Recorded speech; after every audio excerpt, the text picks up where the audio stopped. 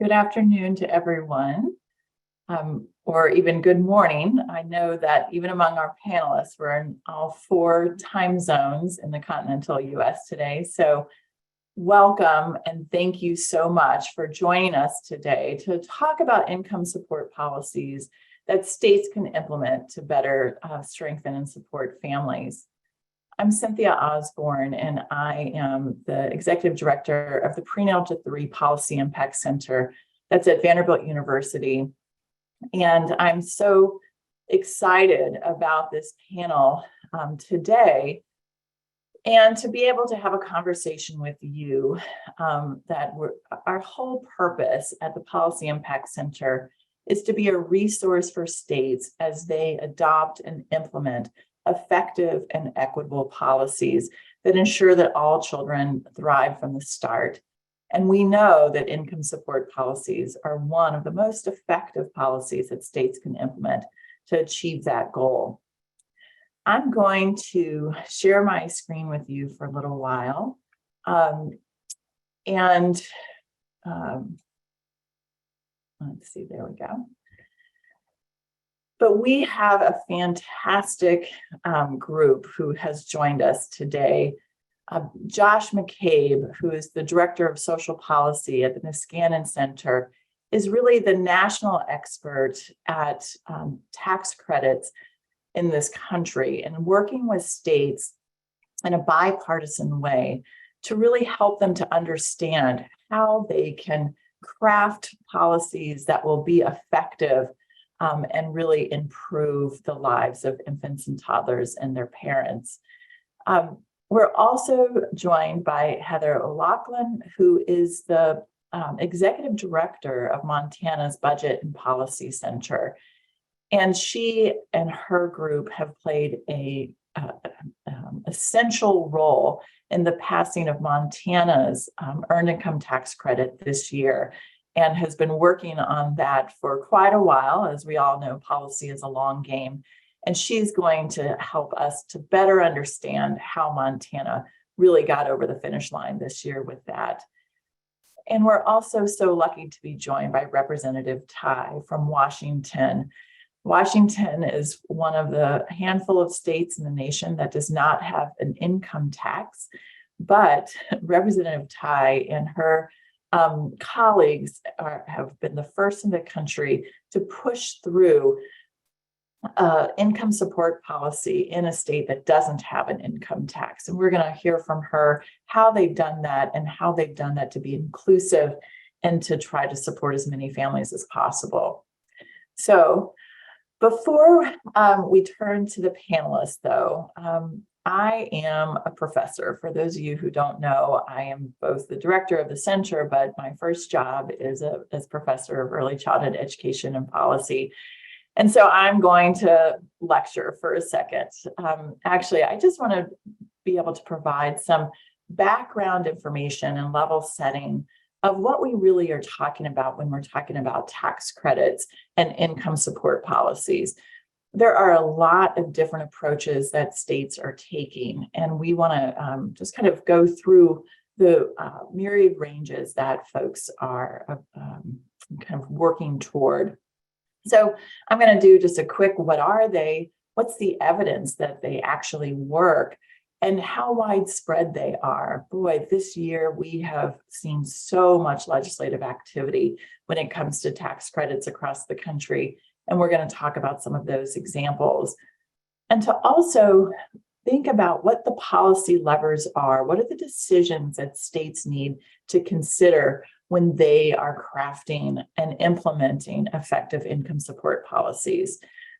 And our panelists will elaborate on a lot of these elements, as well as to share some of their stories about how they have successfully implemented these policies so that they can really make a difference in the lives of children and families.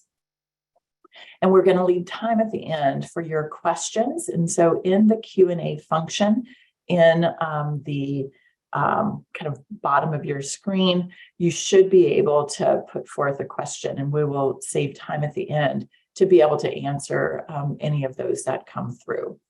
And to answer the question that I get the most frequently Yes, everything that we're sharing here, this will be recorded and shared on our website, and all of the slides from the slides that I will share, as well as our participants, will be available for you as well. So I know that that's always an important thing, that you have a resource to walk away with.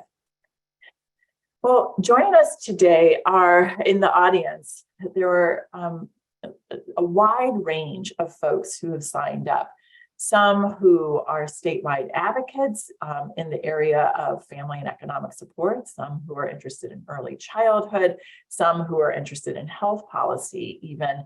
And we have folks who are in legislative staff, elected officials, and agency heads. So I just wanted to, for some of you, this will be a lot of review, and for others, this is going to be new. But I want to make sure to distinguish between, a tax credit and a refundable tax credit. Most of us are familiar with the idea of a tax deduction. This is something that we, quote unquote, write off on our taxes, which reduces our taxable income and therefore reduces the kind of tax burden or amount of taxes that we would owe. Our tax credit, though, it doesn't reduce our income. It directly reduces our tax burden, or the amount of taxes that we would owe to either our federal government or states. But only up to the maximum amount of the taxes that you owe, or the tax burden. So if you owe $10,000 in income taxes, but you get a $2,000 credit, then you only owe $8,000 in taxes. But a refundable tax credit is slightly different. So that also reduces your tax burden, but it refunds any money that would go above and beyond what you would owe. So if you owe, say, $1,500 in income tax, but you have a tax credit of $2,000, that extra $500 goes back to you as a refund or a credit. Back to you. So those distinctions are really important when we're thinking about our income support policies. And right now across the country, in state after state, we see these different sort of income support policies being implemented. So our earned income tax credit is widespread, and I'll go into more detail about that in particular. We also have a child tax credit. We have our child and dependent care credits. We have child allowances, universal basic incomes, conditional cash transfers. Sometimes these things are refundable, the tax credits, sometimes they're not. So there's a real range of what's being implemented. But all of these vary based on these kind of three different criteria. The first that we like to think about is whether things are universal or they're targeted to specific groups. The next is whether they're conditional or just allotted to everyone. And the next is whether they're provided monthly or annually. And an earned income tax credit, which is the most common, is a credit that is provided mostly to working parents. There certainly are portions of a smaller portion that's provided to childless adults. There are some that are aimed at other populations like non-custodial parents and so forth. But our typical earned income tax credit is primarily to support parents who are working, and it's provided in a lump sum annually when you fill out your taxes. Our child tax credit is also geared toward parents, but this is something that doesn't condition receipt of the credit on work. It does, our typical one at the federal level requires that you do this when you file your taxes each year, and it's given annually. But many of us remember that for a brief period of time during the American Rescue Plan Act, we had the child tax credit provided on a monthly basis. And that was really more akin to a child allowance, where it's giving money to parents with no conditions, you don't have to work, and it's giving this monthly amount. The child and dependent care credit is something that we also have at the federal level and several states have. This is only conditioned on the fact that you are using services and that you are a caregiver, but it allows you basically to get a little bit of credit back for the expenses that you put in to caring for either your child or someone else that needs your care. Our universal basic income programs are different. Those are for kind of everyone who lives in a particular area. Alaska has a universal basic income program based on its proceeds from its oil reserves. And every year, every citizen or resident of Alaska gets a lump sum payment because of their residency. And there are other programs across the country called conditional cash transfer programs that they're open to everyone who's participating in the program, but you're getting money if you meet certain requirements. You're staying in school, or you're graduating, or you're attending your well visits and so forth. And these could be monthly or annually. So there's a wide range of these types of programs that exist across the country. The Earned Income Tax Credit is the oldest and the most common credit that we have. And most of you are familiar with this kind of odd-shaped, parabola-shaped figure that illustrates how the credit works. But it is a type of tax credit that tries to incentivize work. The more that you work, the more that you earn, the more credit that you're eligible for, until you reach a certain amount, and then it begins to fade out. But you still are able to access some of the credit up until pretty high ranges of income, $50,000 or $60,000, depending on the number of children that you have, as well as your marital status. But if you have 3 children, you are eligible for up to $6,700 each year. And there's some smaller, like I said, benefits for those who are childless adults. But that's kind of the way that the credit works. And this credit has a long history of bipartisan support.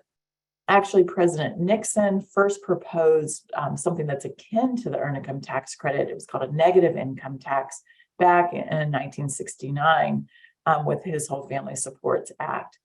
President Ford created the first EITC. It was a temporary basis that President Carter made permanent. President Reagan expanded the Earned Income Tax Credit twice. The first President Bush also expanded it. Clinton modified and expanded it as part of welfare reform in 1996. George W. Bush also expanded the credit in 2001. President Obama modified and expanded the credit twice while he was president. And President Biden has expanded the credit considerably as part of the American Rescue Plan Act, although most of those changes were on a temporary basis.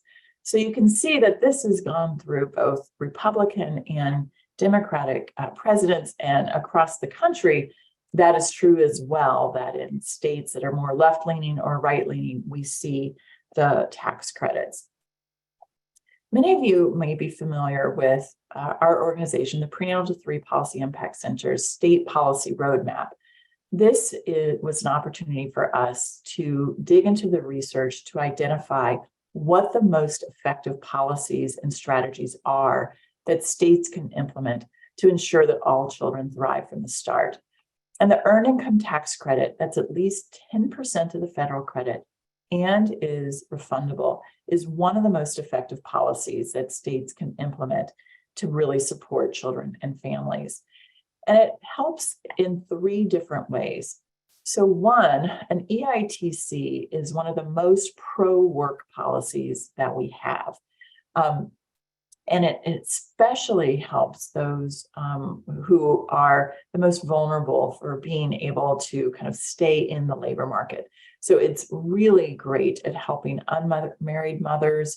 It is helpful for those who are kind of the hardest to attach to the labor market and stay in the labor market. We also know that it really helps to support and stabilize families' resources. It increases wages, it increases earnings and within the household. and it reduces child poverty by substantial amounts. And what is somewhat surprising is that because of the impacts that more resources have on reducing stressors in the body, that it is associated, the earned income tax credit is associated with better birth outcomes. And so we see that it's associated with higher birth weight and with reducing disparities in across race and ethnic groups, particularly between Black mothers and others in adverse birth outcomes. So this is a credit that has very strong evidence that it makes a really big difference, both in the earliest years of children's lives as well as across the life course. It also is a good deal for states. We conducted analyses for both Pennsylvania and South Carolina, and they have both been considering introducing refundable earned income tax credits that are 10 or 25% of the federal credit. And we show that there is a 7-to-1 return on their investment when they introduce this refundable earned income tax credit. And that is due to higher income taxes that are received, more sales taxes and other taxes, and the greater spending that goes on in the state, as well as through cost avoidance. It's associated with better birth outcomes, lower uses of special education, lower uses of foster care, lower incidences of crime, and so forth. And so both in Pennsylvania and in South Carolina, there's a 7-to-1 or a 10-to-1 return on investment for implementing this. And this year, there has been so much activity when it comes to the tax credits writ large. Currently, 28 states have a refundable earned income tax credit, and an additional 4 states have a tax credit that's not refundable. Rhode Island was the first to implement its own state credit back in 1986, and since then, we have seen dozens of states follow. And not only do these states have it, there were 29 states this legislative session that introduced legislation to either adopt or expand an earned income tax credit.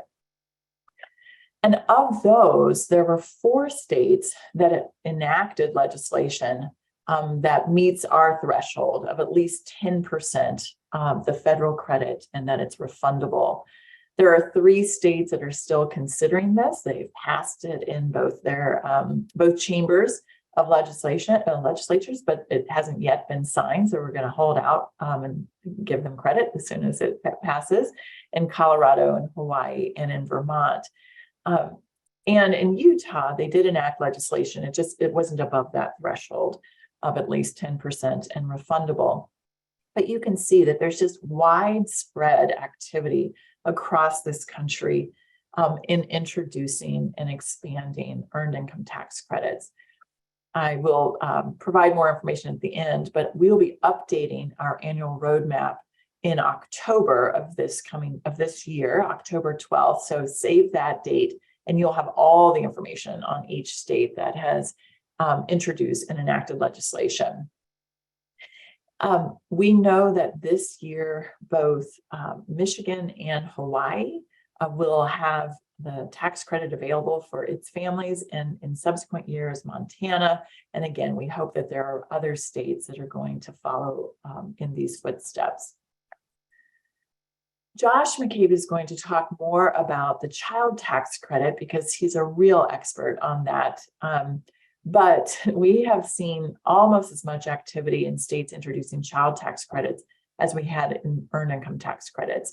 And the child tax credits are often smaller than the EITC historically, but states have really been thinking about how they can build on what we've learned from the American Rescue Plan Act and how effective that was at reducing poverty, and have been considering how to do that in their own states. So of the 25 states that introduced legislation, there's 4 that have enacted legislation.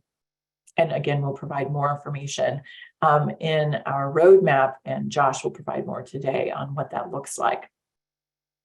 And when you think about what it is that states have to, consider when adopting or implementing an earned income tax credit, there are a lot of things. It's, every state calls it the same thing, but it varies quite considerably in terms of what we call generosity, whether it's refundable or not, who's eligible for it, and how it's going to be funded. And there's even additional considerations that Josh is going to discuss today. But we do have a state policy lever checklist that we would encourage you to download and use as your state is considering either adopting or expanding an earned income tax credit. So as you can see across the country, the generosity varies considerably. The blue states are those that currently have an earned income tax credit that's refundable. And the 4 states that are in gray have an EITC that's non-refundable. And, from 70% in DC to currently 3% going up to 10 in Montana. And in South Carolina, they have a non-refundable tax credit that's 125% of the federal credit. They're considering introducing a 10% refundable credit, which would make a big difference for some families. So huge range in generosity. And when we think about eligibility, there are 8 states that have extended their state EITC to tax filers who are younger than 25 years old. There are other 8 states that have extended the eligibility for the EITC to I-10 holders, so those who don't have a Social Security number. And there are other states that have been extending it to other groups. Non-custodial parents, for instance, is one of the most common of that group. So states are really thinking creatively about how to be more inclusive in their policies. My lecture is over, but now we're going to hear from those who really are on the ground making this happen. And we're going to start with Josh. Again, he's the Director of Social Policy at the Niskanen Center. And I'm going to turn it over to him, and he's going to talk largely about the child tax credit, but then more about kind of how things are going and what he's been seeing across the states. So I will stop sharing my screen, Josh, and turn it over to you. Thanks so much for joining us today. Yeah, thanks for having me. I'm a former professor, so I also have some slides, and I'm going to do a little bit of lecturing as well. But it's great to be here. This is a fantastic event. I'm excited to talk to everyone. So I'm going to focus, as Cynthia mentioned, on designing state child tax credits and to reduce child poverty, but also to enable upward mobility. I mentioned both because we want to make sure that we're supporting families in poverty, but also that it's transitory and that we're building pathways for upward mobility. So we'll talk a little bit about exemptions, tax credits, refundable, non-refundable, and Cynthia did a wonderful job of covering the basics. So I'll start by building where she left off, walking you through some of the implications and show you where your state might be today. So she mentioned exemptions, credits, non-refundable credits. So I wanted to sort of show you what that looks like in terms of how that impacts families. So exemption, she mentioned, reduces the amount of income that's subject to taxation. So as we see here that for an exemption, it's worth more in higher tax brackets. So I have Minnesota here as an example, that if you are under the state standard deduction or other personal exemptions, most low-income households are shielded, at least from income taxes. Minnesota has a fairly generous standard deduction in this case, and a progressive income tax. So what that means is that the higher your income, actually the more the exemption is worth to you. So this is actually upside down. So we think exemptions are important, but you can see for obvious reasons, if we're trying to channel those benefits to families we think need them most, we'd rather see them go to low-income families. So tax exemptions are sort of the most traditional form of adjusting for family size in the tax code. So Cynthia mentioned that the earned income tax credit is the oldest credit. I'll add that the dependent exemption is probably the oldest family tax benefit more broadly. We don't typically think of it as a family benefit. But you'll see that a lot of states have used these as a springboard to do other things that reach more families, particularly low-income families. So lots of states have these, and I'll come back to this because I think this is sort of ripe for building on future reforms. The next is a non-refundable credit. So this is similar to a deduction or an exemption insofar as you have to have some sort of income tax liability to claim any amount of the credit. So it's a dollar for dollar reduction in taxes owed, which you can see it makes it a little bit more progressive, that you get that full benefit earlier than you would with an exemption. But in cases where there's no income tax liability, you're going to get a no credit at all, or you're only going to get a limited amount of credit. So here we see more working class families and more middle class families benefiting from this, but you can see that the limitations are still obvious there. A number of states after 2017 moved to introduce non-refundable credits. So in the past, a lot of states had tied the value of their exemption to the federal exemption in the same way we see state matches for earned income tax credits. We saw state matches for the federal dependent exemption. So the 2017 federal tax reforms got rid of it and plowed that money into a larger federal child tax credit. So some states said, what do we do? Do we just keep continuing with the status quo, or do we want to try something new? And in many cases, states said, look at our exemption. It's a little bit regressive. We're not ready to go to a refundable credit, but how about a non-refundable child tax credit or dependent tax credit? So you can see this happen across the country, where states took their exemption and converted it into a non-refundable credit. So this was the first wave, and I don't have Utah on here, but they just added one as well. Another option is a refundable tax credit with some sort of phase-in. So this is often what we think of with the earned income tax credit, but it's possible to do something like this with a child tax credit as well. The federal child tax credit does something like this. There's a threshold at which it starts to phase in, even if you don't have any income tax liability. So the example I have here is just a 5% phase-in rate on the first dollar. And you can see this helps you extend it downward toward more working class families. So it's still limited, that families have to have some sort of earned income. It's going to exclude the poorest families. But you can see it's a lot better than exemption and a lot better than non-refundable credit. And lastly, I think of this as the gold standard. We call it full refundability. You can think of it as a refundable tax credit without any phase-in. So what happens here is that it doesn't matter if you have income. If you have a child and they're eligible for this credit, if you have zero income, you get the full credit. If you have $50,000 in income, you get the full credit. It is possible to have phase outs, but I'll talk a little bit about why you probably don't want to do that. After 2017, right, we saw again, states followed the federal lead here, that under the Biden administration, you had the temporary fully refundable child tax credit. A lot of states said, hey, that looks like a good idea. Why don't we do that as well? So again, you see all across the country. In some of these cases, I think Colorado, they toyed with fully refundable versus refundable with a phase-in, and they ended up doing the latter. But there's ideas of moving it to full refundability at some point in the future. And as Cynthia mentioned, there's proposals in Montana, Minnesota just passed one yesterday, so it's not on my map.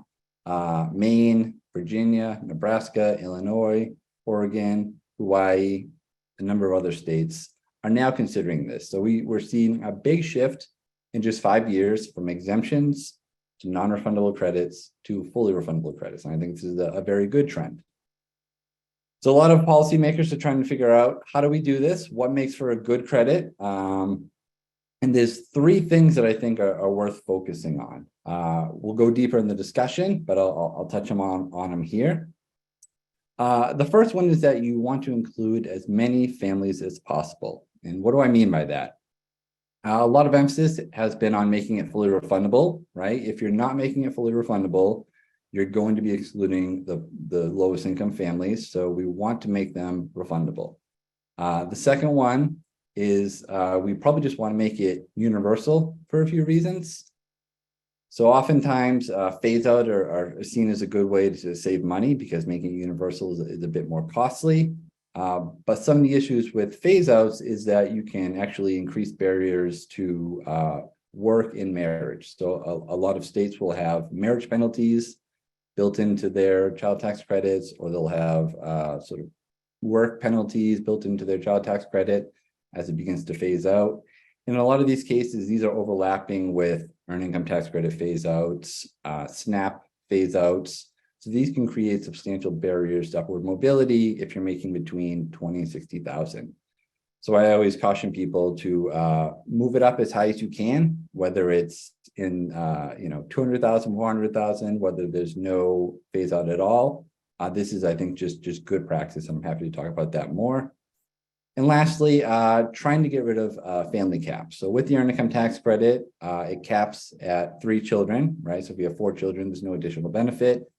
In some cases, to keep costs down, we've seen caps on how many children you can claim for refundable child tax credit.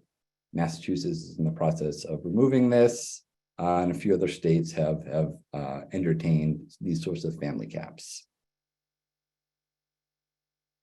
The second one is the best means for targeting benefits is by age. So you may have said, well, if universalism is really expensive, how do we get the most bang for our buck? And I think you really want to target benefits to the youngest children. So in some cases, you have a child tax credit where all children under 18 are eligible for it. You can have sort of a 2-tiered system. We have a more generous benefit for children under 6 or children under 3. That is going to get you the most bang for the buck because, one, it's probably the most crucial time for development in a child's life. And 2, we know that parents tend to earn less at this point in their life cycle. So if you think back, if you've got older children, of how you were able to scrape by when your kids were under 5, you had a lot less income. It was a lot more expensive. It was a lot more important to spend on your children. So targeting by age actually helps you target by income and developmentally. In some cases, people will extend it to adult dependents. In some cases, it's disabled. In some cases, elderly. We can talk about sort of the pluses and minuses of doing that. But I think the big rule of thumb is to target it to young children as much as you can. And lastly, why did I show you all those maps with non-refundable credits and exemptions if those aren't the best bet?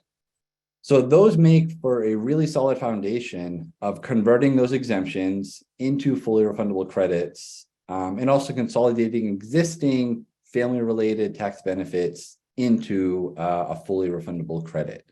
So 2 examples in Massachusetts, we had a couple of exemptions for children under 12 and excluded the lowest income families. So they took that amount. It was a $3,600 exemption. We have a 5% income tax. They converted it into a $180 fully refundable credit. It reduced costs substantially. It wasn't very expensive to do that. And crucially expanded it to the lowest income families for the first time ever. So it wasn't super sexy. It didn't make a lot of headlines. A lot of folks I know didn't even realize it happened, but the impact is super, super important. And now we see Massachusetts governors building on that by tripling that credit this year. And just this weekend, Minnesota did something similar. They had their own state earned income tax credit. And what they said was, hey, why don't we just get rid of the phase-in and we'll make some other changes around that. But let's turn this earned income tax credit into a fully refundable child tax credit. So if you think about that earned income tax credit trapezoid, you're really just popping out the sides where you can save a good chunk of money by doing that and extend it downward to the lowest income families and upward to middle income families as well. You can do something similar with child independent tax credits. I like to think of those as child tax credits that have a qualifying expense requirement. So this can be a good foundation for taking your dependent care credit. Typically, in a lot of states, we see they are mostly used by children under 6.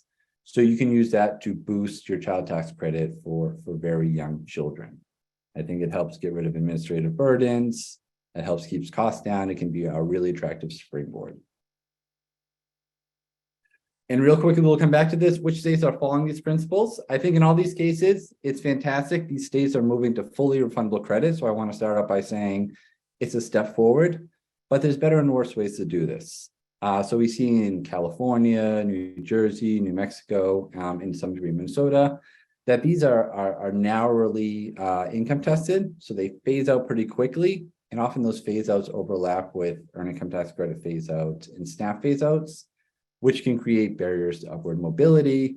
And also in these states, you have new credits side by side with existing exemptions. So I think that's just an opportunity to build on in the future, that you want to consolidate those. So your state just has one child independent tax credit that is hopefully universal. The next tranche is New York and Vermont. So these are pretty broad. In New York, it starts phasing out at 110,000 for married couples. In Vermont, it starts phasing out 125,000. So you're getting the majority of families in both states. That's really good. They're fully refundable. But again, they also have these side by side with the exemptions. You can build upon that by consolidating those into one bigger credit.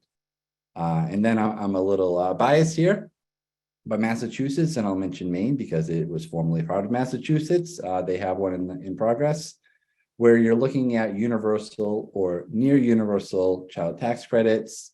And they're doing this, or they've done this by taking existing exemptions or non-refundable credits and turning them into fully refundable credits. So they're getting a lot of bang for their buck. They're able to build on what we already have. And there's lots of good reasons to do that. Well, in there's a big report if you want to read it, but I'm really looking forward to the broader discussion here today. So thank you, Cynthia, and I'll hand it back over.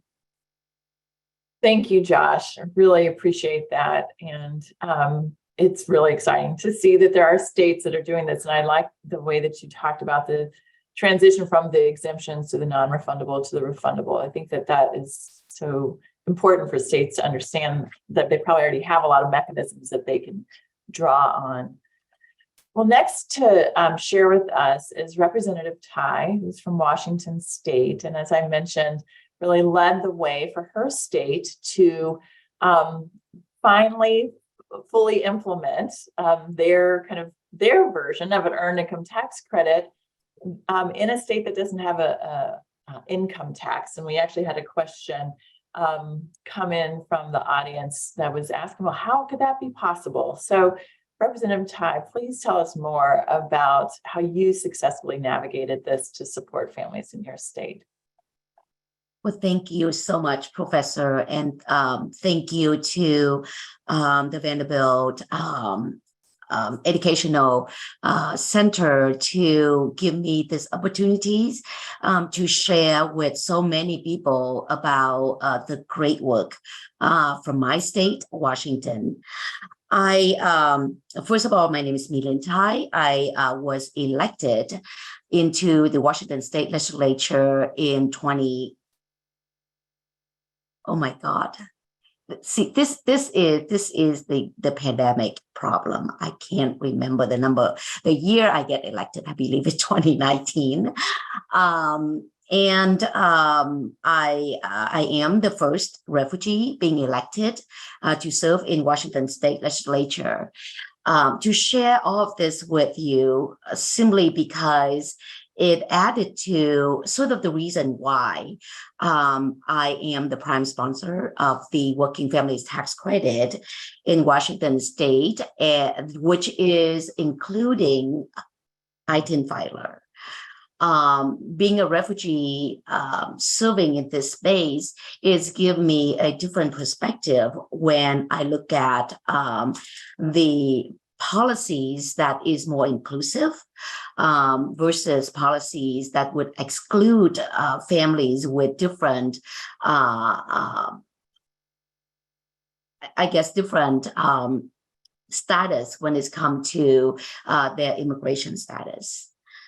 So the working families tax credit in Washington State was in the book in terms of policy being proposed for quite a while. When I first get onto this level of space as a state representative, I started learning of what have been done, what was the reason that this important policy was not able to move through. And I also wanted to share that in 2020, my colleague reintroduced the policies without ITIN filer being included in the work. I sponsor a separate policies to add ITIN filer into working family tax credit for Washington. Both of those policies did not pass in 2020. And then 2021 came along. We all knew the environment at the time when Sessions was in sessions in full blown, and recognizing the economic impact of a global pandemic could be for many.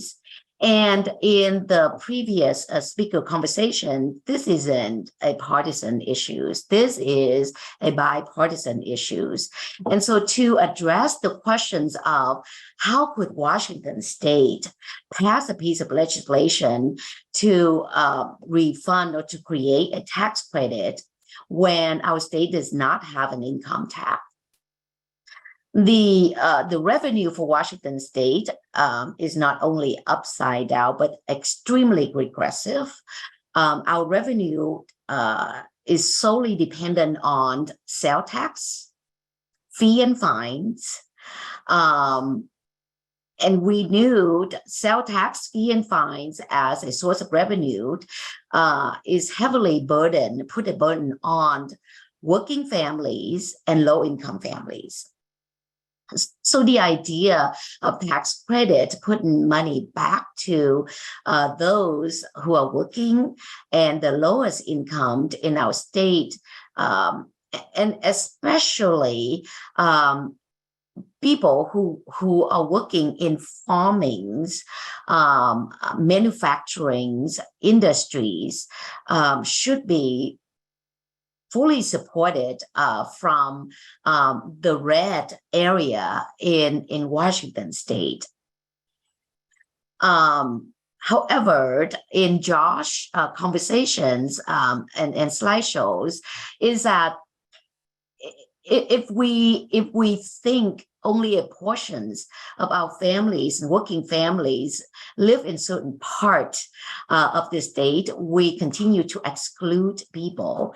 And for me, when I decided to take on this policy and lead the work on this policy, I share with the coalitions of the advocates that ITIN has to be included, and it has to build the coalitions that have wide support from both sides of the aisles. So I started the work early on during the interim before session start, having conversations with both the Democrat side of the aisle and the Republican side of the aisle. You may know in Washington State, the Democrats have the majority in the House, the Senate, and the governor. But I believe that when we pass these piece of policies that impacted so many families in the state, it's critically important to have the support from both sides. And so as a prime sponsor of the legislations, I asked for the second signage on the bill being the Republican, and not just any Republican. I asked the Republican who is the ranking member in appropriations committee from the Republicans. So those are the pieces of, number one, why ITIN filer has to be included. Number two, how we pass a piece of legislations that get the support from both sides of the aisles. And the third piece I really want to highlight about work in Washington State is to create a coalitions that not only support data for policies, but really pulling together a wide public engagement, the public engagement where people see themselves in this work, and people see themselves in this policy, and people see themselves being benefited, whether they are from urban or rural, whether they are blue or red, whether they are multimillionaire or extremely low income. We build those coalitions who would speak from their own lived experience, and taking the momentum of in 2021 sessions, we couldn't be in sessions as a normal time. We were in session via virtual sessions. And because of that, people were able to not only sign on to support the legislations, but they were also to sign on to testify virtually. They were also able to write in to their legislators across the state in the way that unprecedented. We have close to 5,000 people who signed in to support this piece of legislation in both the House and the Senate as the piece of policy moving through. And that was incredible. And I really wanted to give credits where credit is due. Without the support from my Republican colleague, working families tax credit wouldn't be, as a policy being passed, wouldn't be where it is currently, is that it is now permanent. We don't have to trying to pass the budget every 2 years. It is it sit in place in a way that that I couldn't move it, especially or one side of the aisle could move it, even though we control the policies because we are in the majority. We want to make sure that this important piece of policy get to sit in place permanently. I want to also take this opportunity to share with you that we work closely with the agency that would implement the work, because we do not have, we as a state do not have income tax. We want to make sure that the agency that implementing this work have a way to connect with the federal IRS, number one. Number two, so that, that way, so we reduce the delay of refunding or giving credit to families. Number two, we build the coalitions with the largest group who help tax filing, so that we could create a checkbox of those who are eligible for this state-specific income tax credit, so that families can get their tax credit more promptly, and the process of filing to get their eligibility being checked promptly. So with that, I want to share with you some of the key measures. It was up and running February of this year.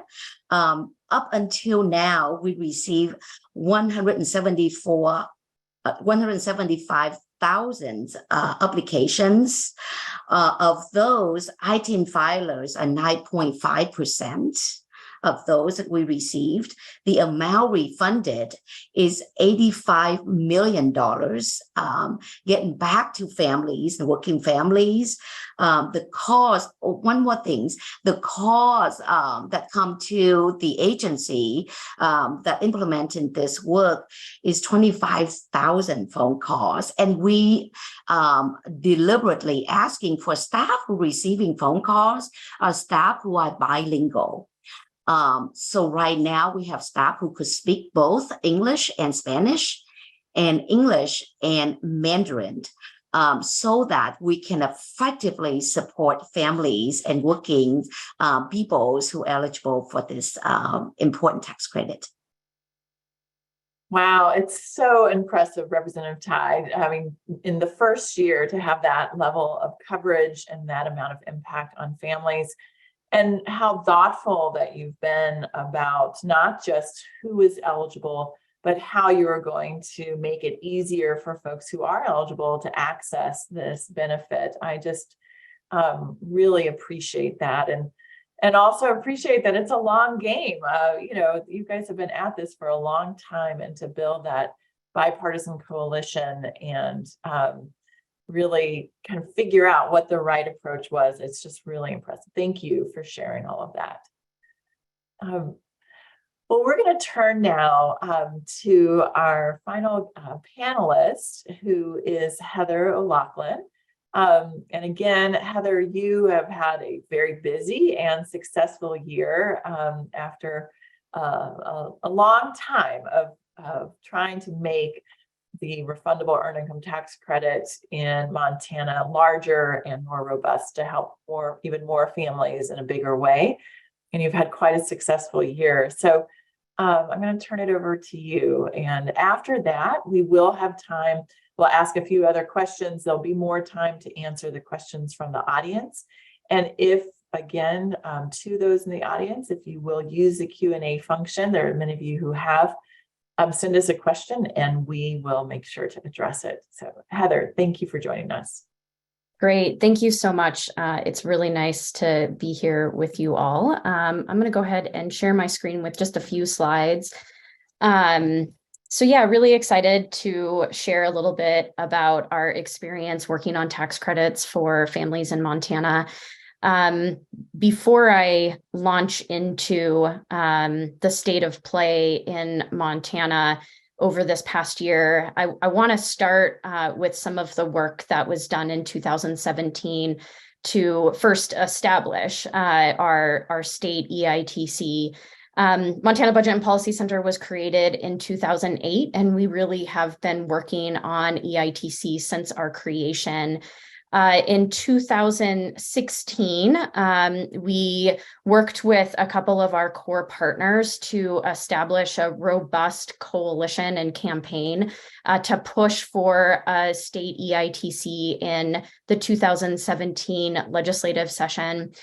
This is a snapshot of some of the organizations that were engaged in 2016 and 2017, and I just want to lift up a couple really key partners in the work here. I recognize the Montana Credit Union Network. They, at the time, served as the volunteer income tax assistants, or VITA sites, across Montana, and were really critical in helping to shape the policy and also lift up the voices of families who have been able to benefit from the federal EITC. Similarly, Montana Women Vote, which is an organization that works to organize low-income women across the state, was also really critical in helping to really talk about what this means for families and what this looks like on the ground. We were also able to engage a number of service providers across the state that work directly with families living on low incomes, as well as the business community from really the economic standpoint. So Montana put in place in 2017 EITC set at 3% of the federal, as I think Josh and Cynthia pointed out. Montana right now is the smallest EITC in the country. That effort took place under a Democratic governor, with the legislature, both chambers of the legislature Republican controlled. And so it really was a bipartisan effort to put the EITC in place. We pushed very hard early on to maintain the refundability. And I know there's been some questions about the refundability and discussion about that. We started with proposals in past legislative sessions at 10, 15, 20% of the federal. We knew that we would have to negotiate what the ultimate bill looked like. And the coalition really early on said that the refundability component of the proposal in Montana was the priority. Knowing that if we had to reduce the ultimate size of the EITC, that was something we could build toward or expand in future sessions. So I mentioned the importance of personal stories. I wanted to share just one particular story. So we did a lot of story collection, both directly with and partnership with the VITA sites, but also grassroots organizations, and then turned some of those stories into short clips that we shared with policymakers and the public. So I'll just quickly share that. For 17 years, I've worked 3 jobs to barely get by. I'm not lavish or extravagant or even much of a spender. So when someone asks if a mere $200 would make a difference in my life, yes, 1,000 times, yes. How can we help 80,000 Montana families and boost our economy at the same time? Through the Montana Working Families Credit, a common sense solution for working people with low incomes. Call your legislator today and ask them to support an earned income credit for Montana. So For 17 years. So we shared these stories, and we had several videos that we used through social media and other efforts, radio, which is still very big in Montana, and was, I think, a real important component of this for policymakers to hear direct from individuals who access the federal EITC, and to talk about, even at 3%, really what that meant for their families. So I want to turn to the work this year in 2023 For 17 for our years. legislative session. And this, I just wanted to share a little bit of background. And Representative Tai talked about the tax structure in the state of Washington. This is sort of a similar look at Montana. These are the effective tax rates for various income levels. This comes from the Institute on Taxation and Economic Policy, ITEP, which is just a tremendous resource that does state-by-state analyses on effective tax rates across income levels. And you can see that Montana's state and local tax system is regressive. In other words, those at lower income levels are paying a higher share of their income in state and local taxes. Montana does not have a sales tax, and so in some ways we are less regressive than some of our neighboring states. But I want to really kind of highlight one of the smaller bars. So within each of the black bars, we break out the effective tax rate across different tax types. And you can see that the sort of middle kind of medium shade blue color is property taxes. Montana's property taxes are quite regressive, and we have seen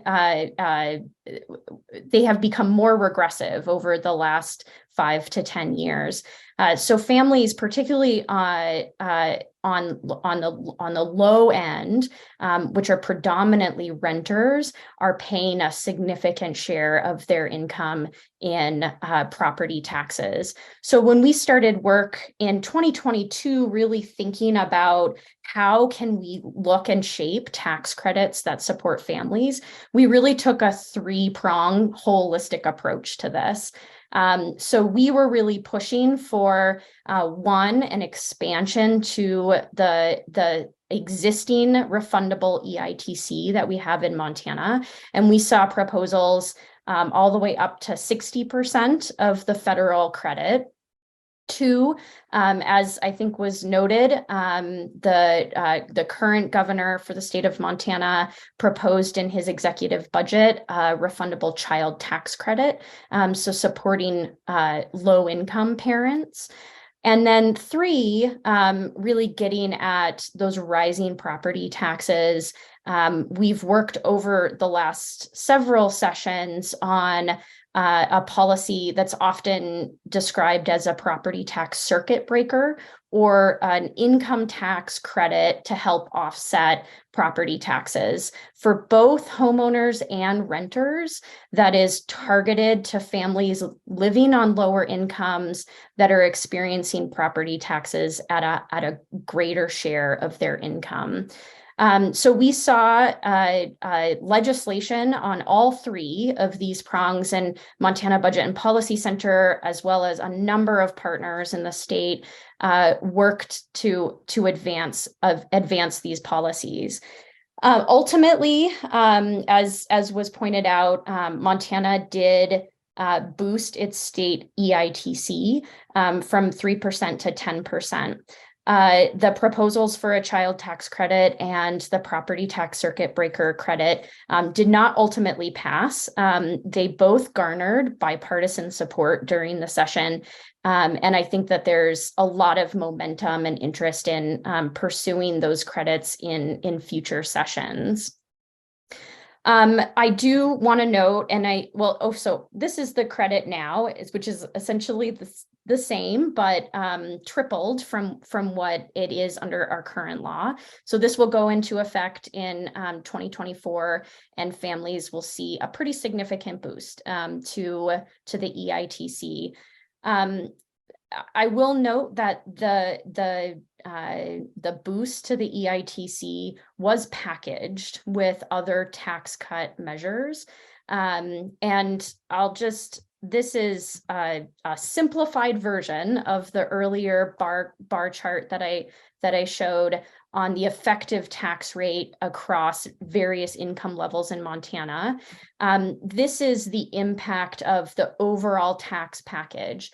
Again, that package boosted the EITC to 10% of the federal, but it also cut the top income tax rate in the state of Montana. So you can see that on the lower end, the EITC is certainly having an impact. But the lion's share of the tax package ultimately went to higher income households.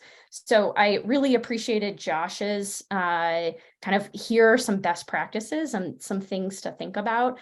This package cost the state roughly $180 million per year. Of that, about 10 to 15 million was put toward the boost to the EITC. So thinking about what we could do with $180 million to expand the EITC, to invest in a child tax credit that is really going toward those that need it, is certainly something that I think organizations and partners in the state are interested in pursuing. So definitely made ground in Montana this last session. Excited to see a 10% EITC, and I think there's more to build on in future sessions. Well, again, congratulations for the work that you did, but I can see where, there's certainly that kind of disproportionate impact at the high end versus the low end is concerning, obviously, but it's going to be important for the families that you did push that forward with. And thank you all for stepping back in. I want to make sure that folks have an opportunity to get their questions addressed.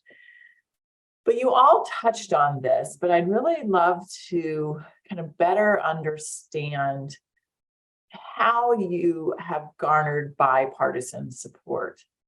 And so, Josh, you kind of work with quote unquote red states and blue states. Are there different messages that you hear in each state that might be more or less effective? And Representative Tai, I'll come to you and ask kind of what some of your key messages were in Washington to build a bipartisan support, and same with you, Heather, to really understand, like, what are some of those key reasons that this is something that people on both sides of the aisle, so to speak, are willing to invest in. So Josh, let me start with you, and I'd love to hear this conversation. Yeah, so in Niskanen, we have something we talk about called transpartisanship, right? And we contrasted this with bipartisanship, which is sort of lowest common denominator compromise on a policy. But what we like to do is think about, okay, Republicans and Democrats theoretically both like a policy, and it's the same policy, but they have very, very different reasons for liking it, right? So we try to figure out, why does everyone like this, meet them where they are, and talk about it in those terms. So typically among progressives, a lot of people, particularly champions for these tax credits, are motivated by the anti-poverty effects, right? That we want to tackle poverty, we want to reduce child poverty. This is first and foremost, and it's really effective. It gets a lot of folks on board, but there's some evidence among the general public and right-leaning publics that it doesn't resonate as much, right? So it mobilizes champions, but for whatever reason, it doesn't mobilize a broader array of folks. So some other messages that do really resonate is thinking about it more generally as a pro-family policy, right? We all know kids are really expensive. I've got two, they take all my money. So having a little bit of an income supplement to help with the cost of raising kids is seen as a winning message. And I think this is particularly important where we just had a bout of high inflation, where families are really feeling that pocketbook squeeze.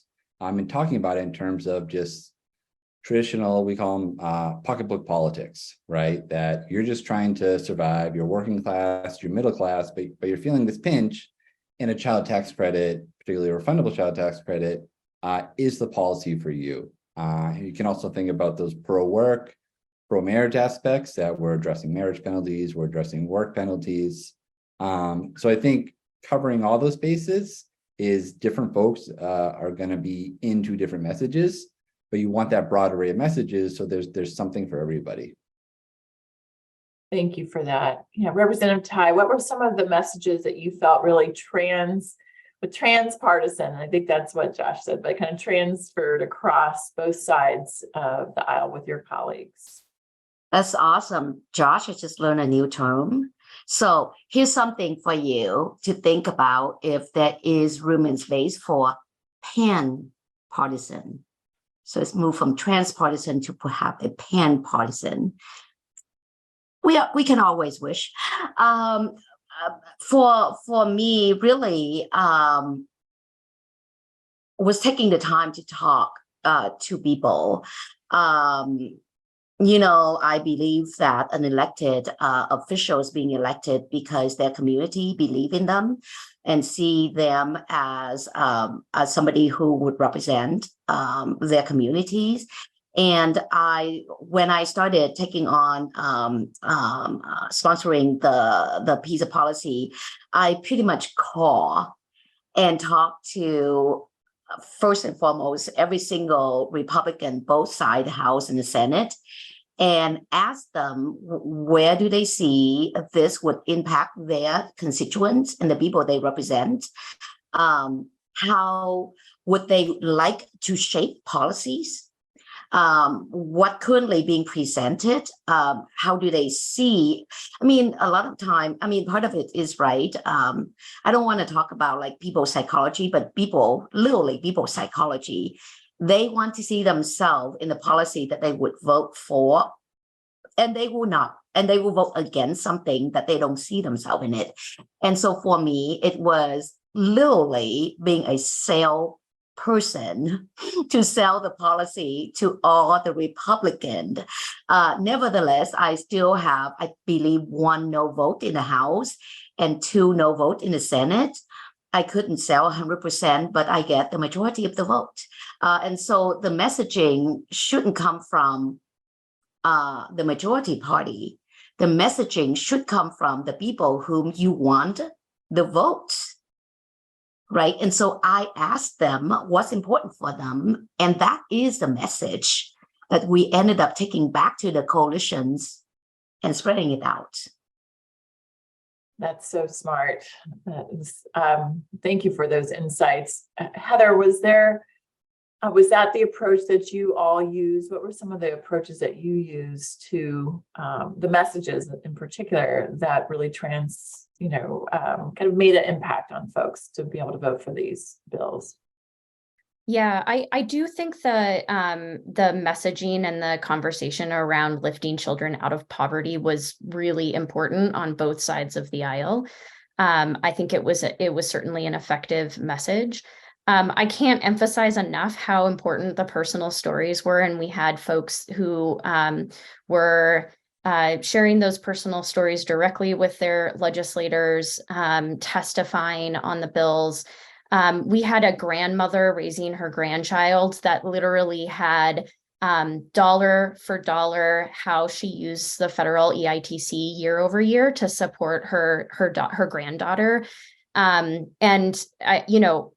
Families living on lower incomes are incredibly smart and savvy in budgeting, right? And so it was really easy for us to engage families, given that the federal EITC is in existence, to say, what is this meant for you? We did some surveys with VITA sites that folks could volunteer to share a little bit of perspective on what the federal credit meant. We took a lot of that information and turned around and talked to the business community about how families were spending their credits and these income supports. So we ultimately had the largest utility company come in support of the EITC in 2017, really in recognition that a big use of the federal EITC is to pay utility bills and bills overall, right? And so it was finding those different voices that could provide a perspective that was really helpful.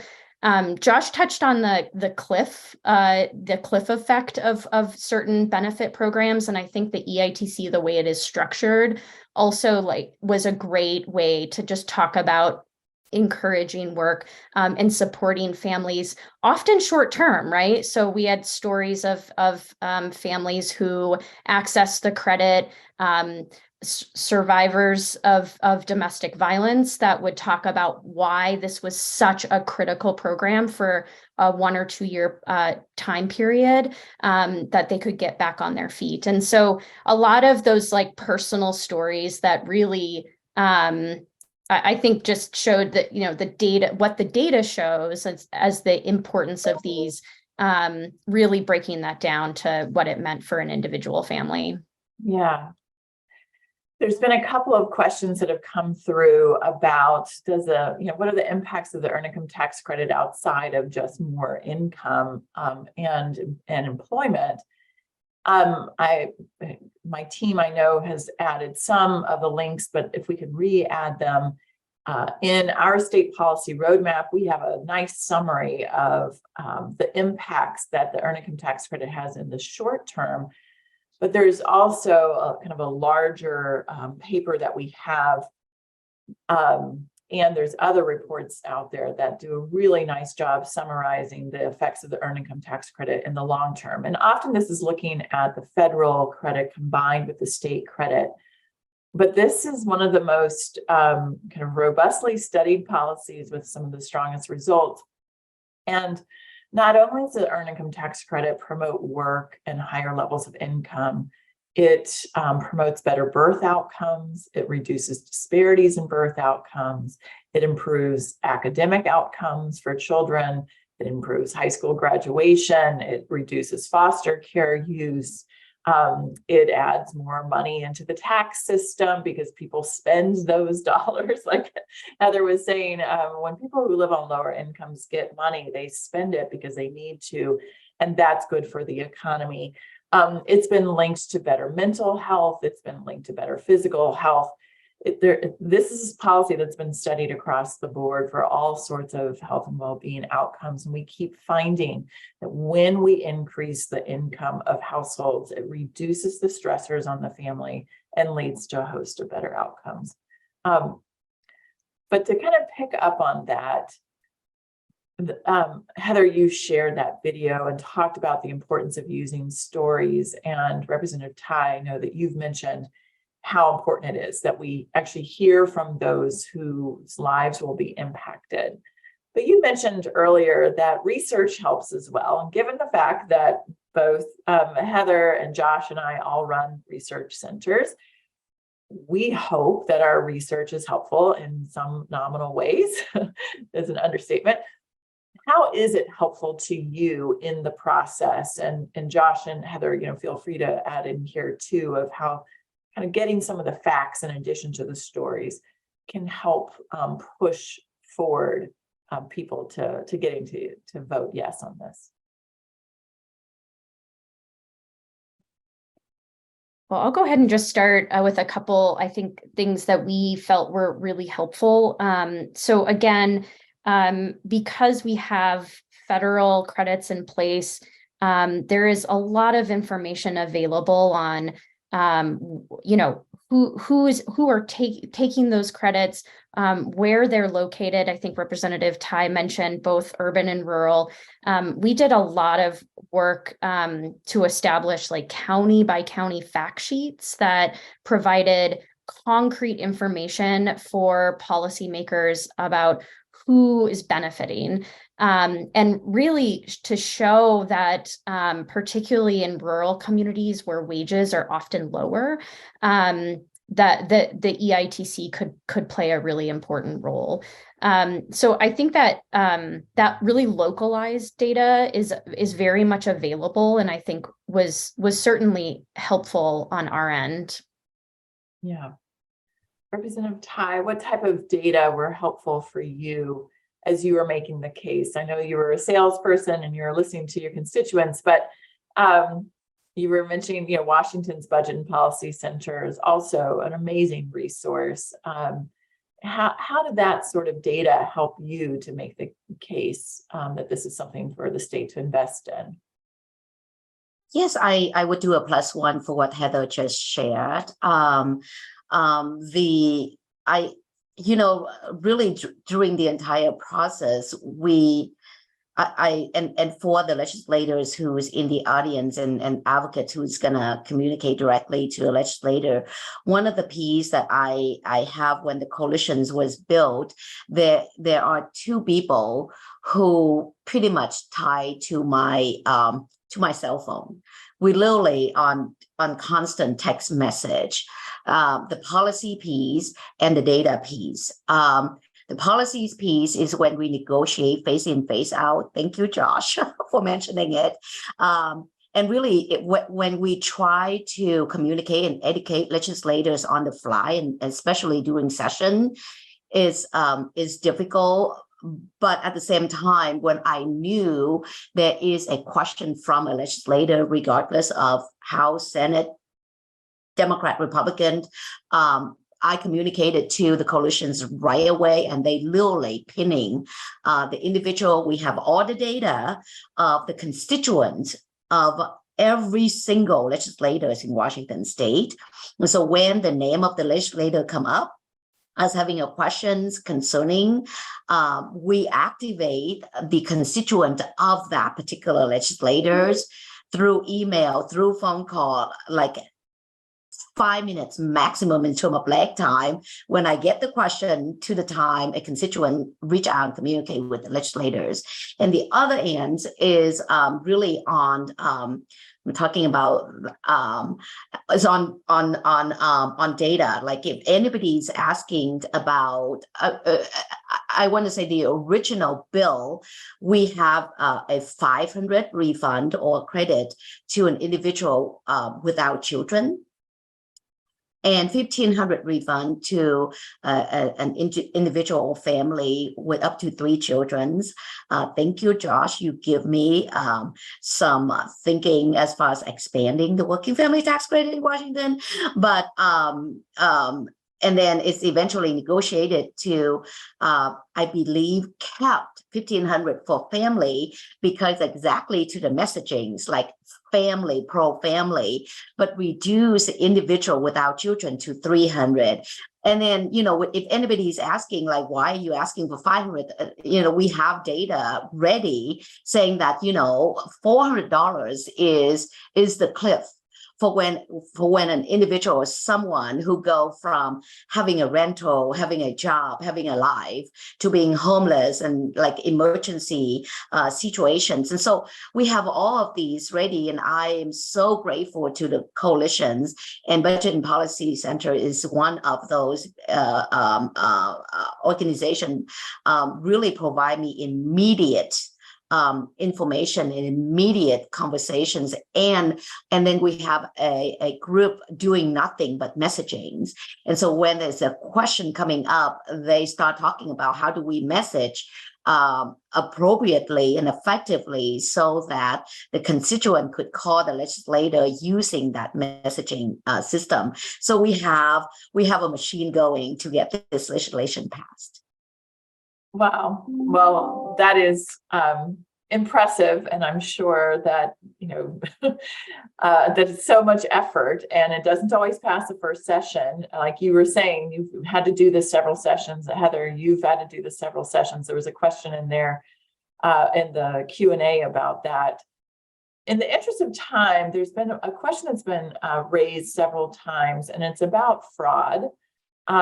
And that there are concerns that this is a tax credit that would lead to fraud. And I know, Heather, this is an issue that you guys have addressed. Josh, you probably are asked this question quite a bit.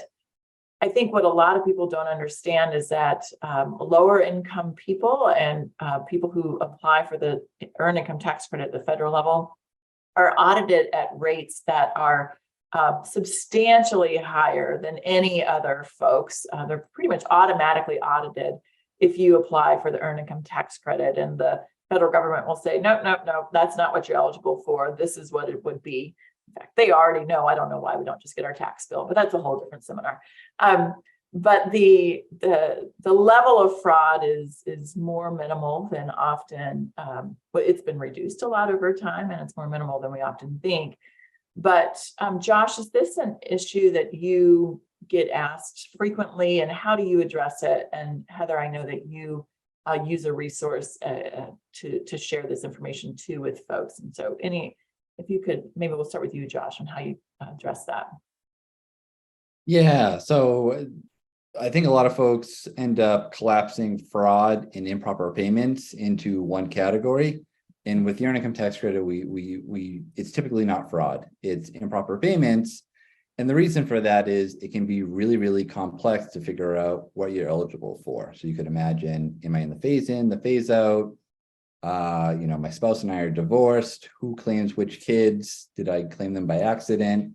So I think the response to that is it's a structural problem that probably requires a structural solution, and that would be finding ways to simplify the federal earned income tax credit, which I think is out of our control. It's on the state level, but again, on the state level, there's ways to deal with that by keeping it as simple as possible, conforming to the federal credit as much as possible. There's a temptation to sort of move away and add exemptions. So either doing a straight state match or just moving to a child tax credit. Sort of my sales pitch is, if it's flat, it's simple, there's less complexity. Keep it simple. Yeah. Heather, how do you deal with this issue? Is there a resource that you're sharing with folks? Yeah, I'll go ahead and drop in the chat the Center on Budget and Policy Priorities. And it looks like they've updated this piece maybe a couple years ago.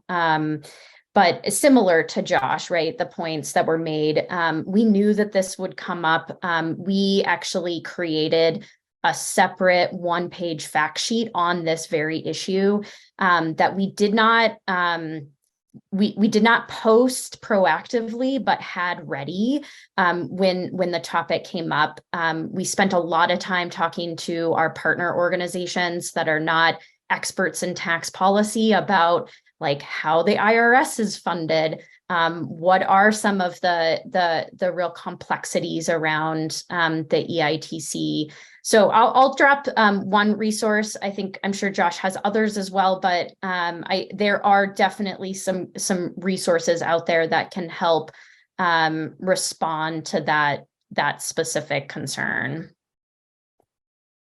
Well, in the interest of time, I know that we're going to have to wrap up, and I hate to, because this conversation, I feel like it's just getting started and there's so much that I know there are other questions out there. I do want to just remind everyone, this recording will be posted to our website. Anyone who signed up for this event will receive that. You'll also receive links to all the different resources that we have shared. And I know that my colleagues would welcome others who are interested in doing this to reach out to them. That's kind of the way this whole field works, right? Is that we learn and share and help and support one another. So I invite you to reach out to us. Also, the resource I mentioned earlier, we have a state policy checklist that helps states to even get started with this. And just please join me in thanking our panelists, both Josh McCabe, Representative Ty, and Heather O'Loughlin. You have all been so great and informative. We have a few additional resources or events rather coming up from the Prenatal 3 Policy Impact Center. You'll all get information to those, but I hope that you join us in early August when we talk more about early learning. In October, when we release the newest version of our state policy roadmap, and there'll be other events coming up in the fall as well. But I wish you all some relaxation after sessions are ending. For those of you who have been very busy, I wish you ongoing support and courage for those of you who are continuing or in special sessions this summer, and really appreciate all that you all do to support children and families across this nation. And thank you again to our speakers. Have a great rest of your day.